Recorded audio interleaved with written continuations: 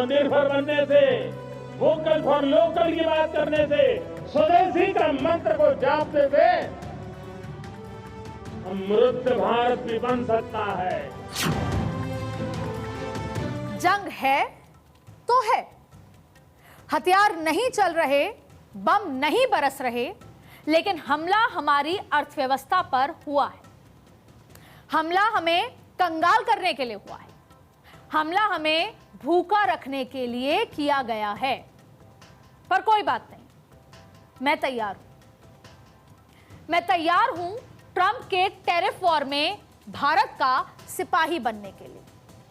मैं तैयार हूं टैरिफ के नाम पर ट्रंप की ब्लैकमेलिंग का जवाब देने के लिए। और मैं तैयार हूं स्वदेशी अपनाने के लिए। पर आप भी तैयार हैं ना? मैं ये सवाल इसलिए नहीं पूछ रही कि मुझे आप पर डाउट है। मैं ये इसलिए पूछ रही हूं कि बिना आपकी हमारी भागीदारी के अलावा ये लड़ाई नहीं जीती जा सकती। इस देश को, इस सरकार को आपकी जरूरत है, हर एक व्यक्ति की। क्योंकि अमेरिकी राष्ट्रपति को यह बताने का वक्त आ गया है कि अगर हम नमस्ते ट्रंप कह सकते हैं, अगर हम अतिथि बनकर आए डोनाल्ड ट्रंप को अपने सिर पर बिठा सकते हैं, तो हमलावर ट्रंप को जवाब देने में भी नहीं कतराएंगे। ट्रंप साहब, आपने हमारी दोस्ती देखी है, तो अब अगर आप दुश्मनी निभाना चाहते हैं तो हमारा जवाब भी जरूर देखिएगा। हम कूटनीति की क्लास के ब्राइट स्टूडेंट बेशक नहीं हैं, लेकिन इतना तो जरूर जानते हैं कि दुनिया में कोई परमानेंट दोस्त या दुश्मन नहीं होता। आप बेशक अमेरिका को दोबारा ग्रेट बनाना चाहते होंगे, लेकिन इसके लिए आप लंबी लकीर खींचने की जगह हमें धमका रहे हैं। कोई बात नहीं, लंबी लकीर कैसे खींची जाती है ये हम आपको सिखाएंगे। ये भारत आपको सिखाएगा। भारत के 140 करोड़ लोग आपको सिखाएंगे। याद होगा आपको 90 के दशक का वो दौर, जब आपने हमारे युवाओं का अपने देश में स्वागत किया था। H1B वीजा देकर भारतीयों को अपने देश में बुलाया था, और उसी भारतीय टैलेंट ने अमेरिका को ग्रेट बनाया था। और अब आज वही भारतीय आपको खटकने लगे हैं। आज वही H1B वीजा पर सवाल उठ रहा है, और ये बात हो रही है कि भारतीयों ने अमेरिकी लोगों की नौकरी ले ली। ये जो अमेरिका को ग्रेट या पावर हाउस बनाया था, इसमें भारतीयों का, टैलेंटेड भारतीयों का बहुत बड़ा योगदान था। लेकिन हमारा टैलेंट पूल अब भी भरा हुआ है। आज अमेरिका में रह रहे भारतीयों में यह डर है कि कहीं उनकी नौकरी ना छिन जाए आपके व्यवहार की वजह से। आज हमारे युवा आइल्स क्लियर करने के बाद भी असमंजस में है कि वो अमेरिका जाएं या नहीं, और ये डर पैदा हुआ है आपके व्यवहार की वजह से, आपके टैरिफ बम की वजह से। लेकिन ट्रंप साहब, अगर भारतीय जो लोग हैं, जो युवा हैं, जो टैलेंट पूल है, अमेरिका को ग्रेट बना सकता है, तो भारत में आकर वो पहले से ही ग्रेट भारत को और ज्यादा ग्रेट बना सकता है। काम करने में वैसे तो भारतीय सबसे आगे रहते हैं, और हमारी मास्टरी है कि 12 घंटा, 24 घंटा, 16 घंटा, 18 घंटे काम कर सकते हैं हम। कितनी भागा दौड़ी कर सकते हैं। और तो और, दुनिया की अर्थव्यवस्था जितनी दौलत तो आए थे अंग्रेज, ब्रिटिशर्स, वो हमसे लूट के ले गए थे 18वीं शताब्दी। तो आप हमें पैसों की धौस क्या ही दिखाओगे। हम पैसे कमाने का हुनर जानते हैं, और हमारे पास ये काबिलियत भी है कि ये आपके ट्रंप टैरिफ को कैसे पलट देंगे। लेकिन अब बात आप लोगों से, ये जो पूरा रास्ता है ये आसान बनेगा अगर आप लोगों का सहयोग होगा। तो मेरे दोस्तों, ये रास्ता इतना आसान नहीं है। इस रास्ते के लिए हमें अपने कंफर्ट जोन से बाहर आना होगा। और वो कैसे, जिस पे आज चर्चा करेंगे। ट्रम्प टैरिफ के बम को फ्यूज करने के लिए हमें एक कॉन्शियस एफर्ट लगाना होगा। ये हमारे लिए एक वेकअप कॉल की तरह है। वैसे भी जब एक झटका लगता है तभी वेकअप कॉल होता है। तो मेक इन इंडिया जो लंबे समय से एक नारा ही बन के रह गया है, वो सक्सेस नहीं हुआ और उसकी वजह भी आप हैं, क्योंकि आपकी भागीदारी नहीं थी। तो एक बार फिर वो एक नारा नहीं रहे, हमें इसे अपनी जिंदगी बनाना होगा। धीरे धीरे ही सही, लेकिन छोटा छोटा एफर्ट एक बड़े बदलाव की शुरुआत होगा। जब आप बाजार जाते हैं, और अक्सर मैं भी बाजार जाती हूं, तो सबसे पहले मेरी बेटी मैकडॉनल्ड्स देखती है। आपके भी घर में बच्चे हैं, मैकडॉनल्ड्स, KFC, डोमिनोज, ये पहली छोटी शुरुआत है। वो देखकर हम सबसे पहले गाड़ी रोक लेते हैं, वहां टूट पड़ते हैं। सैटरडे संडे तो डेफिनेटली ऐसा होता है, लेकिन हम बगल की दुकान में किसी भारतीय का बनाया पिज्जा, बर्गर और कुछ और हमें नजर नहीं आता। अब ये स्टाइल स्टेटमेंट भी है, एक साइकोलॉजिकल फन भी है कि आज मैकडॉनल्ड्स गए थे, KFC गए थे, डोमिनोज में बैठ के पिज्जा खाया है। लेकिन ये रोकना होगा, कॉन्शियसली रोकना पड़ेगा। आप कह सकते हैं बेशक कि वो कंपनियां अमेरिकी हैं, लेकिन काम करने वाले तो वहां पर भारतीय हैं। लेकिन अगर भारतीय दुकानों की बिक्री बढ़ेगी तो क्या वो भारतीय स्वदेशी आउटलेट्स पर काम नहीं कर पाएंगे? कर पाएंगे और शायद बेहतर कमा पाएंगे। और इसीलिए मैं आज खुद भी प्रॉमिस करती हूं इस उम्मीद के साथ कि मैं मैकडॉनल्ड्स और ऐसे हर छोटा छोटा एफर्ट जो अमेरिका से है वो एक बार रोकना पड़ेगा, क्योंकि ये युद्ध है। और इसीलिए मैं आज यहां पर गांधी जी का एक और कोट आपसे साझा करना चाहती हूं।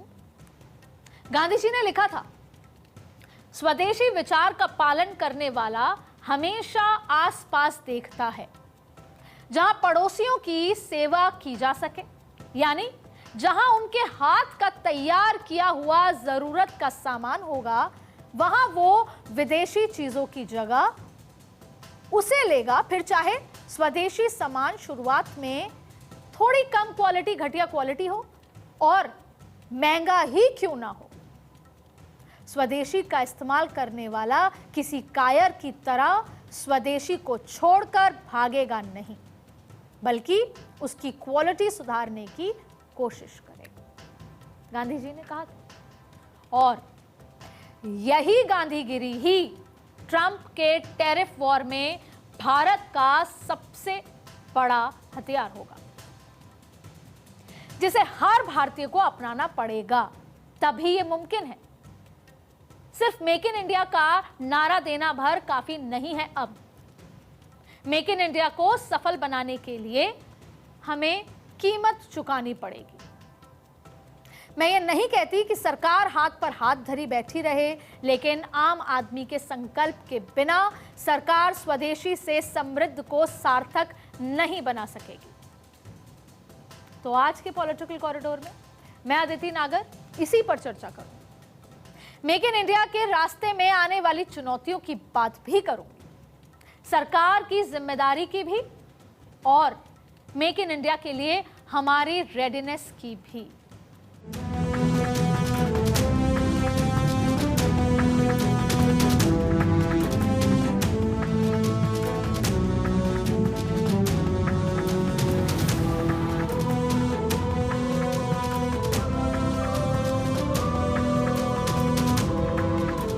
The spinning wheel represents to me the hope of the masses. The masses lost their freedom, such as it was with the loss of the charkha. The charkha supplemented the agriculture of the villagers and gave it dignity. It was the friend and the solace of the widows. It kept the villagers from idleness. Gandhi ji की लिखी इन बातों में चरखा सिर्फ एक शब्द नहीं है, ये चुनौतियों से लड़ने का हथियार भी है और मुश्किलों से जीत जाने का भरोसा भी। बापू को ये भरोसा स्वदेशी में मिला और अब हरिजन में लिखे बापू के इस लेख के 85 साल बाद जब ट्रंप टैरिफ भारत की अर्थव्यवस्था को डगमगाने की कोशिश कर रहे हैं, तब भी वही स्वदेशी उम्मीद बनकर इस जंग में भारत की जीत का ब्रह्मास्त्र बनने जा रहा है। भारत के लिए यह आपदा में अवसर की तरह है और मोदी सरकार स्वदेशी से समृद्ध का आधार मजबूत करने की जुगत लगा रही है।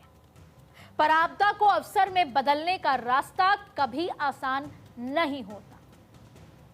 तो मेक इन इंडिया के इस नारे को पूरा करने के लिए सरकार को भी जोर लगाना पड़ेगा, तो वहीं आपको और हमको भी, क्योंकि ट्रंप का टैरिफ भारत के लिए एक बड़ी आपदा की तरह है।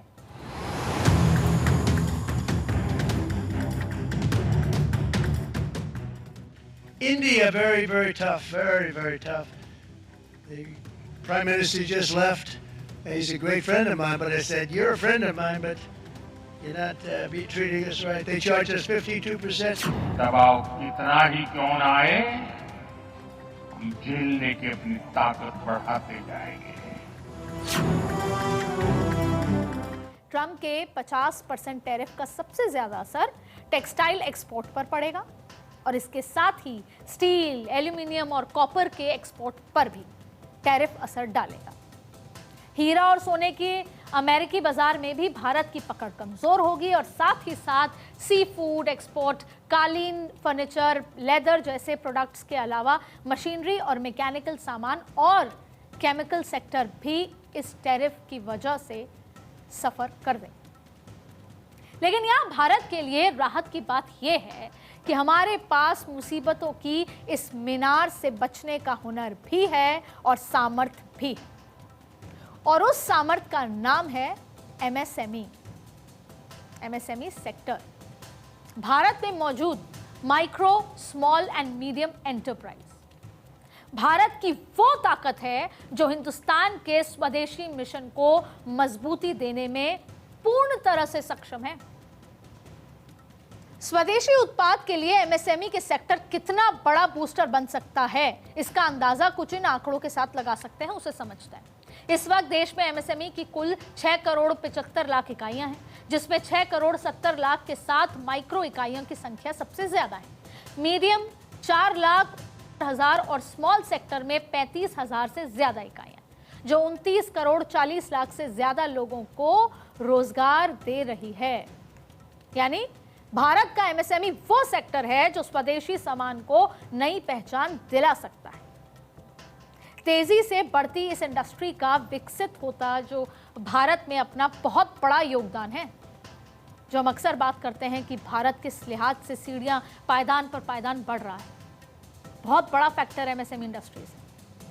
अब जैसे 2022-23 की जीडीपी में एमएसएमई सेक्टर ने 30% से ज्यादा योगदान दिया। 23-24 में भारत ने जितना एक्सपोर्ट किया उसमें 45% योगदान एमएसएमई का था, और खेती के बाद सबसे ज्यादा रोजगार भी एमएसएमई सेक्टर में जनरेट हो रहे हैं, और मैन्युफैक्चरिंग आउटपुट में 36% योगदान भी एमएसएमई सेक्टर देता है। ये मैं आपको रोड मैप और रास्ता बता रही हूं, बस हमको तो थोड़ा पुश करना है। यानी भारत को अगर स्वदेशी का जो मंत्र है वो आगे बढ़ाना है, तो एमएसएमई ही वो रास्ता है जिस पर गुजरकर आपको चलना होगा, जिस पर चलकर ही हम वो हासिल कर सकते हैं।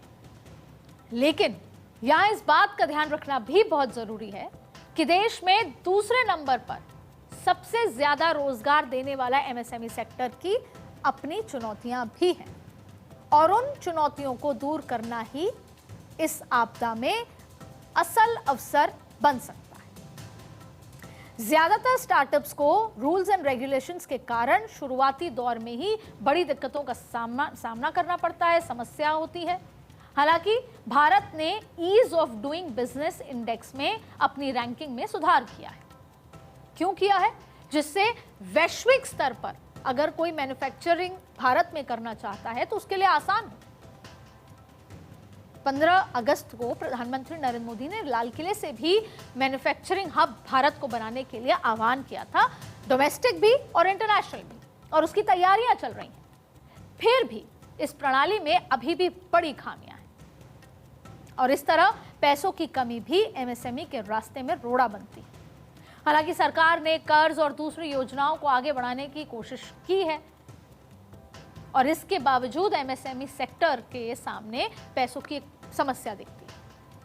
एमएसएमई के सेक्टर में मैन पावर यानी वर्कफोर्स की भी कमी देखने को मिलती है और इस बात से इनकार नहीं किया जा सकता कि स्किल्ड लेबर की कमी से भारत का एमएसएमई सेक्टर जूझ रहा है। एमएसएमई सेक्टर को आगे बढ़ाने के लिए बुनियादी ढांचे को मजबूत करना भी बेहद जरूरी है। इसके अलावा और भी कई चीजें जैसे कि बिजली की कमी, जगह की कमी को दूर करना और लागत को कम करने जैसी चुनौतियों से भारत का एमएसएमई सेक्टर जूझ रहा है। लेकिन यहां मैं एक सवाल आम लोगों से भी करना चाहती हूं। आम लोग यानी हम सब।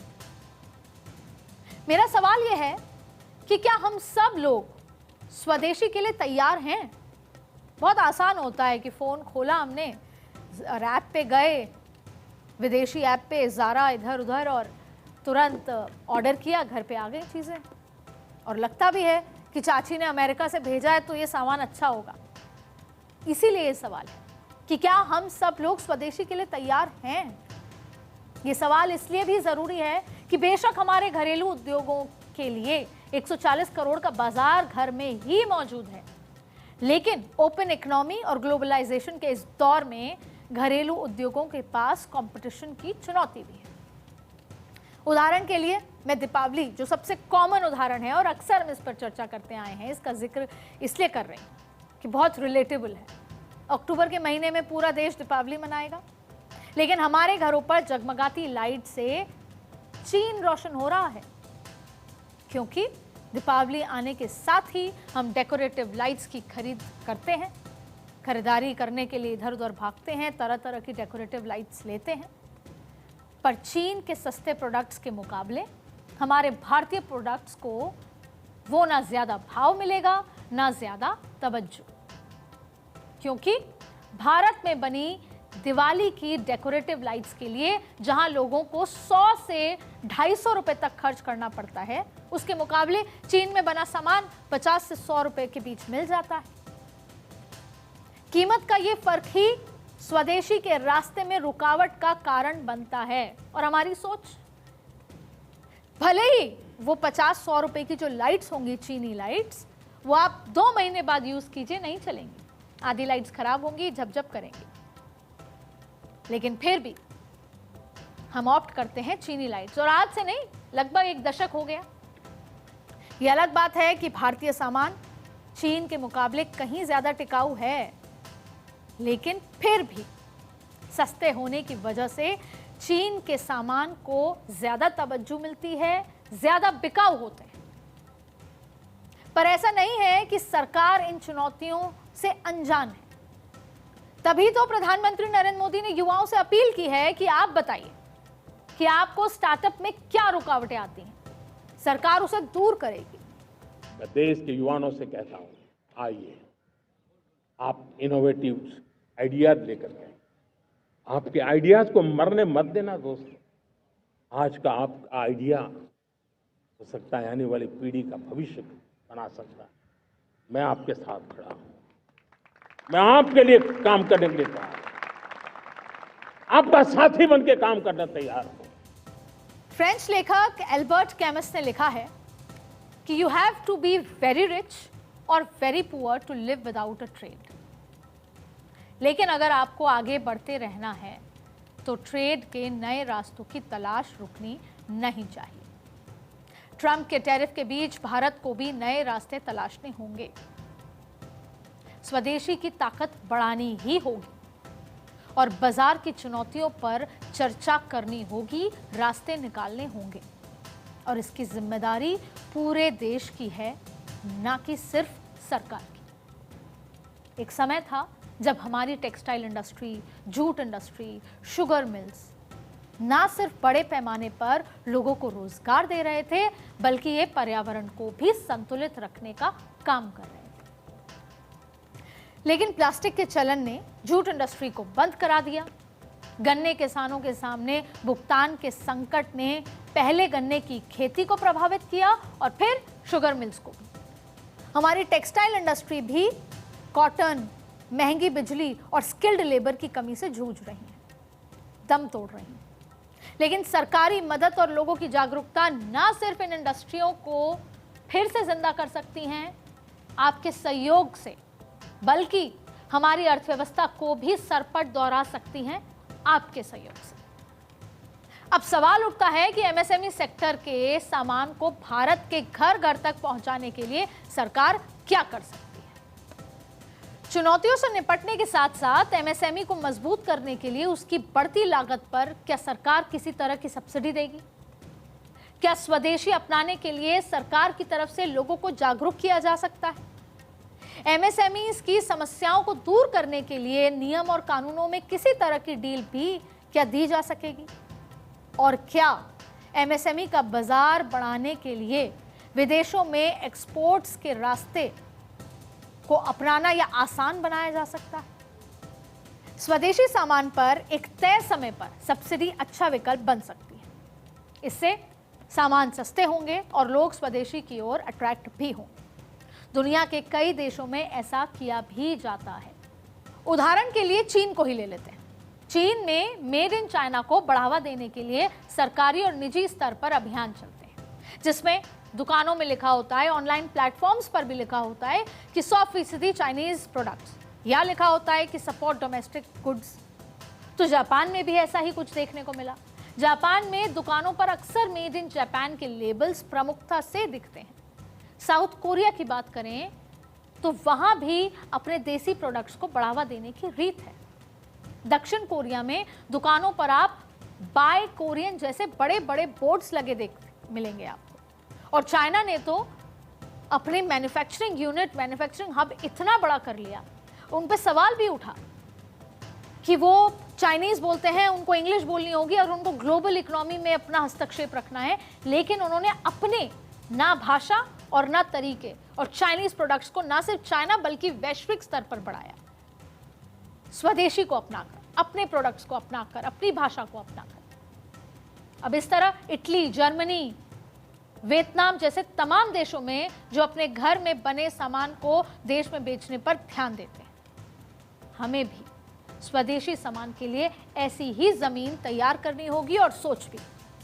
और ना सिर्फ देश में बल्कि एमएसएमई के लिए एक ऐसा बाजार तलाशना होगा जहां ट्रेड बढ़ाकर भारत के लोकल सामान को दुनिया में वोकल बनाया जा सके।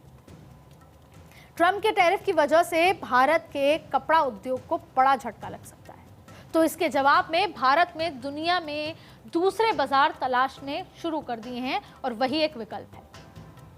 अब भारतीय कपड़ा कंपनी को यूरोप संघ, यूनाइटेड किंगडम और संयुक्त अरब अमीरात जैसे बड़े एक्सपोर्ट्स मार्केट पर ध्यान देना होगा, जो भारत के कुल निर्यात का 45% है। भारत का कपड़ा उद्योग ने सरकार से कच्चे कपास पर 11% का आयात शुल्क हटाने का सुझाव दिया है और इस कदम से अमेरिका के साथ व्यापार वार्ता में एक मजबूत सौदेबाजी का मौका भी मिल सकता है। कपड़े के साथ साथ सी फूड भी एक ऐसा सेक्टर है जिस पर ट्रंप के टैरिफ की वजह से असर देखने को मिलेगा। भारत अभी अमेरिका को सालाना 60,000 करोड़ रुपए का सी फूड एक्सपोर्ट करता है।